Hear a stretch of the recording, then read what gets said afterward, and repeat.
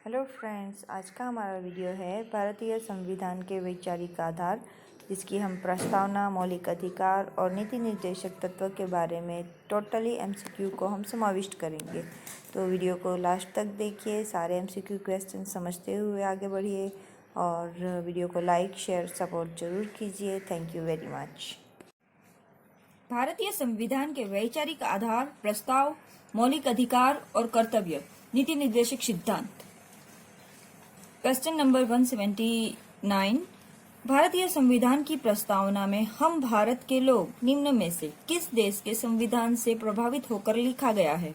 America देश से प्रभावित होकर लिखा गया है, क्योंकि अमेरिका के संविधान में भी उसका स्टार्टिंग हम अमेरिका के लोग इस तरह से किया हुआ है, तो उसी से प्रभावित होकर और भारत का संविधान की प्रस्तावना में भी हम भारत के लोग कहकर संबोधित करते हुए हमारी प्रस्तावना को शुरुआत किया गया। नेक्स्ट, भारतीय संविधान में मौलिक अधिकारों का वर्णन किस भाग में है? 3 भागों में है। मौलिक अधिकारों का वर्णन किस भाग में है? तो भाग 3 में भारतीय संविधान के मौलिक अधिकारों का वर्णन है। भारतीय संविधान के अनुसार भारतीय राष्ट्रपति को कितने प्रकार की आपातकालीन शक्तियां प्राप्त है? 3 प्रकार की आपातकालीन शक्तियां प्राप्त है। भारतीय संविधान के निर्माण को निम्न में से किस अनुच्छेद में दर्शाया गया है? अनुच्छेद नंबर 79 में संसद के निर्माण के बारे में बात की गई है। अनुच्छेद नंबर 79 में भारतीय संविधान के अनुसार भारत का प्रधानमंत्री होता है निर्वाचित, हम लोग चुनते हैं, मनोनीत नहीं होता है, चयनित नहीं होता है, उपरोक्त में से कोई भी नहीं, ये भी नहीं आएगा, निर्वाचित होता है। नेक्स्ट, संविधान में संघ तथा राज्यों के कार्यों के विभाजन को कितने सूचियों में विभाजित किया जाता है? 3 सूचियों में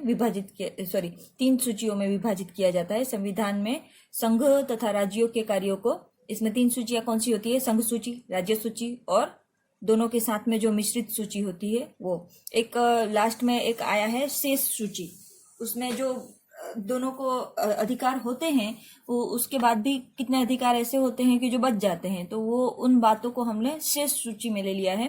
तो इसमें 3 नहीं, इसमें 4 आएगा।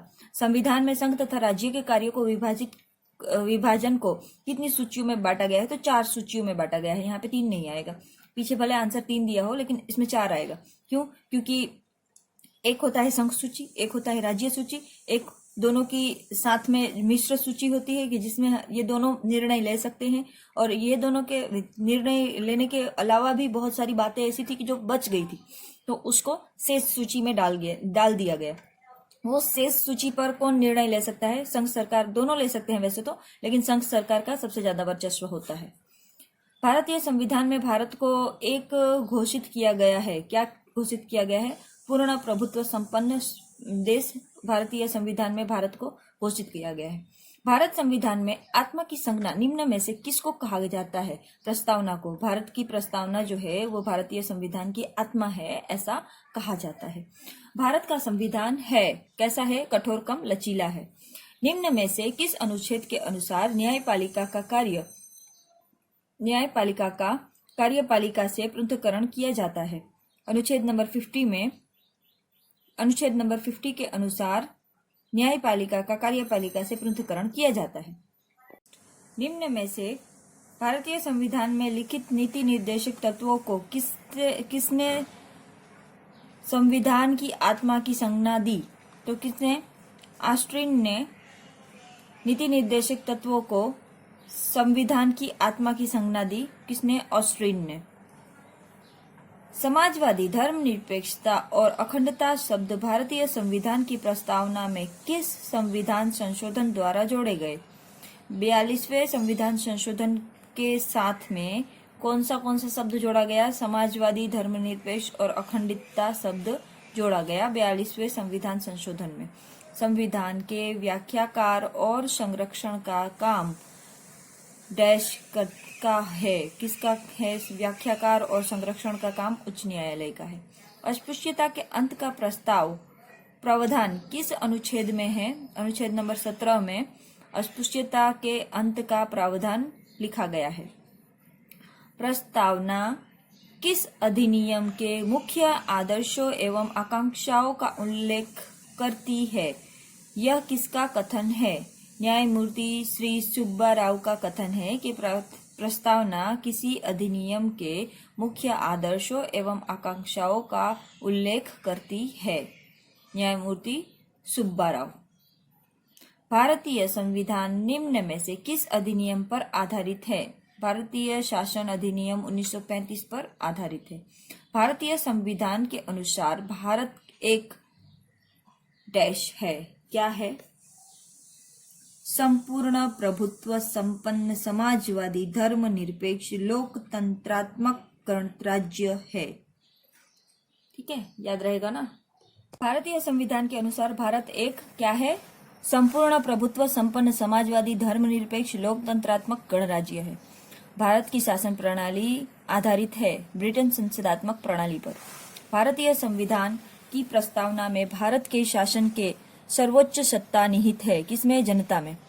नेक्स्ट, भारत का नया संविधान एक ऐसी सरकार की व्यवस्था करेगा जो प्रायः अत्यधिक संघीय होगी, प्रायः चरित्र से निक्षेपित होगी, एक एकात्मक राज्य जो संघीय विशेषता से युक्त होगा, एक संघीय राज्य के स्थान पर जो एकात्मक विशेषताओं से युक्त हो।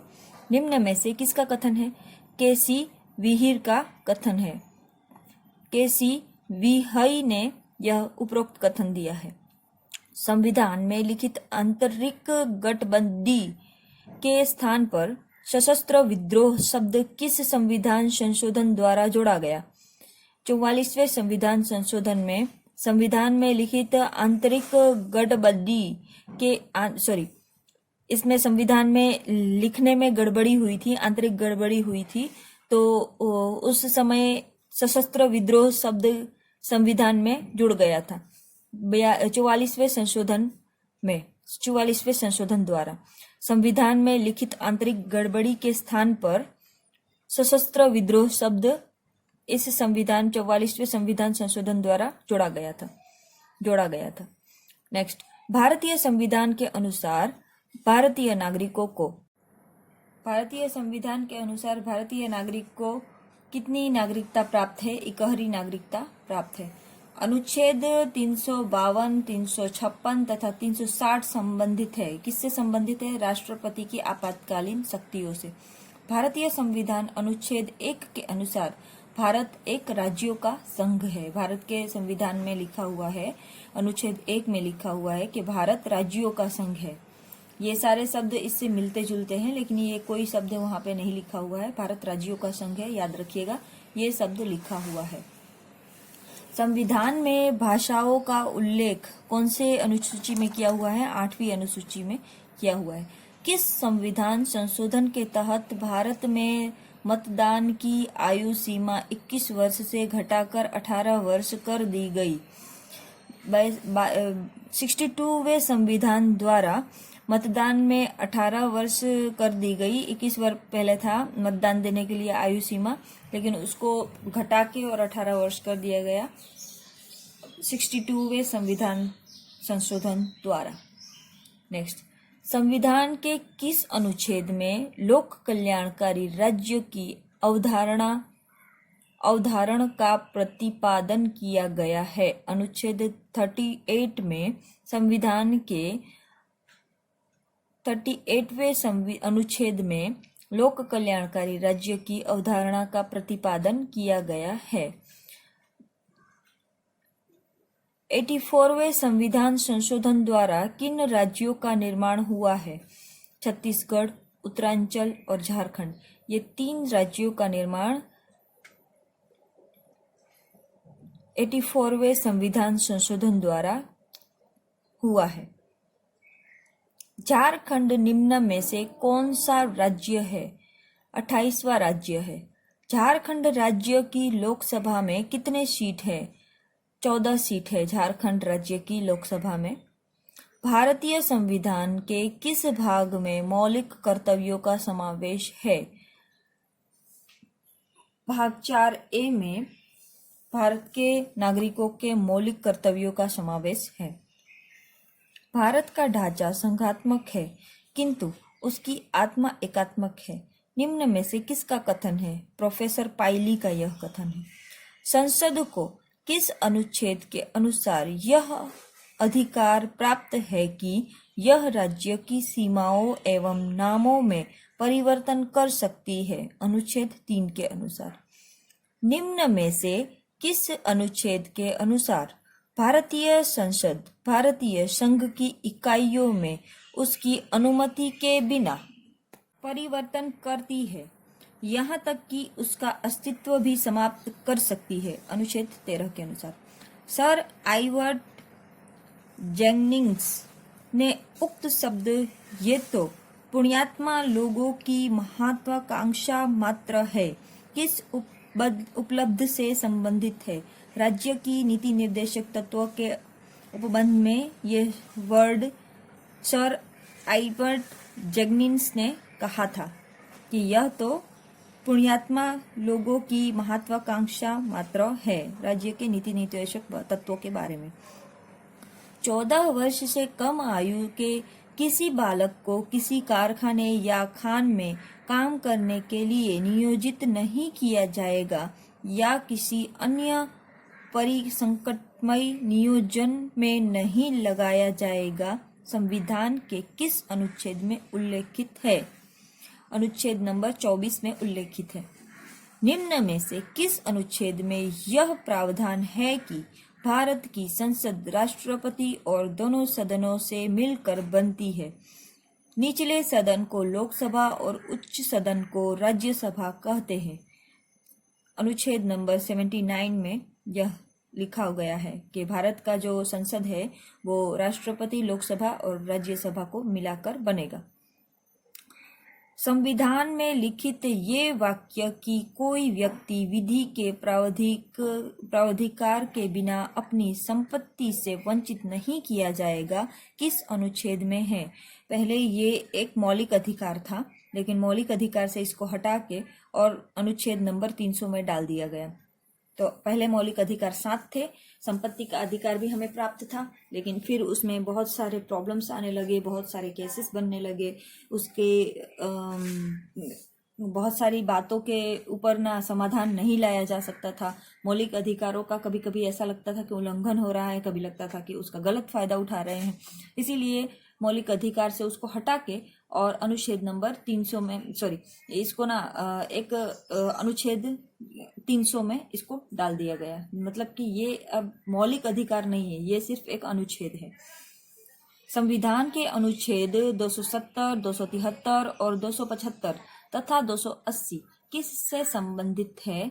तो वित्तीय आयोग से। ये बहुत मोस्ट एमपी क्वेश्चन है, इसको याद कर लीजिएगा। 270, 273, 275 एंड 80। वैसे देखा जाए तो ये थोड़ा थोड़ा ही क्रम से अलग है, बाकी क्रमबद्ध ही है। 270 2 छोड़ के 273, फिर एक छोड़ के 275 और फिर 5 छोड़ के 280 किससे संविधान है, किससे संबंधित है? तो वित्तीय आयोग से संबंधित है। 70, 73, 75 और 80 ऐसे याद रखिएगा कि 270, 273, 275, 280 यह संविधान किससे संबंधित है? वित्तीय आयोग से संबंधित है। निम्न में से कौन सा प्रावधान संविधान के अनुच्छेद 380 में है, 360 में है? निम्न में से कौन सा प्रावधान संविधान के अनुच्छेद 360 में है? तो 360 में कौन सा प्रावधान है? वित्तीय आपातकाल। वित्तीय आपातकाल जो है उसके ऊपर जो चीजें उसमें बताई गई है वो अनुच्छेद 360 में है, वित्तीय आपातकाल के बारे में। संघ तथा राज्य की विधायी शक्तियां का उल्लेख अनुच्छेद 246 में है।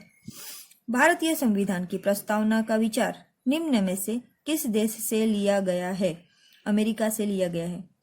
सर्वोच्च न्यायालय ने निम्न में से किस केस में यह व्यवस्था की थी? प्रस्तावना संविधान का मुख्य आधार है। केशवानंद भारतीय बनाम केरल राज्य। सर्वोच्च न्यायालय ने निम्न में से किस केस में यह व्यवस्था की थी कि प्रस्तावना संविधान का मुख्य आधार है? तो प्रस्तावना संविधान का मुख्य आधार है, यह केशवानंद भारतीय बनाम केरल राज्य के केस में सर्वोच्च न्यायालय ने यह वर्ड यूज किया था। समूचे संविधान का निचोड़ हमें प्रस्तावना में ही मिल जाता है। निम्न में से किसका कथन है? के सुब्बा राव का कथन है। भारतीय संविधान की प्रस्तावना के अनुसार संविधान का स्रोत क्या है? भारतीय जनता है। निम्न में से संविधान संशोधन द्वारा सर्वोच्च न्यायालय में यह अभिनिर्धारित किया है कि समाजवाद का मूल तत्व कमजोर वर्ग और कर्मचारियों के जीवन स्तर को ऊंचा करना है और उनको जन्म से मृत्यु तक सामाजिक सुरक्षा की गारंटी देनी है। 42वें संविधान संशोधन द्वारा यह लिखा गया है। निम्न में से कौन सी विशेषता हमें अमेरिका के संविधान से ग्रहण नहीं है? भारतीय राष्ट्रपति के अधिकार, यह जो है वह हमने अमेरिका के संविधान संशोधन से ग्रहण नहीं किया है। बाकी लिखित संविधान होना, संघीय शासन व्यवस्था, सर्वोच्च न्यायालय, ये सब हमने अमेरिका के संविधान से लिया है। भारतीय संविधान की प्रस्तावना में अखंडता शब्द को किस संविधान संशोधन द्वारा जोड़ा गया? 42वें संविधान संशोधन द्वारा जोड़ा गया।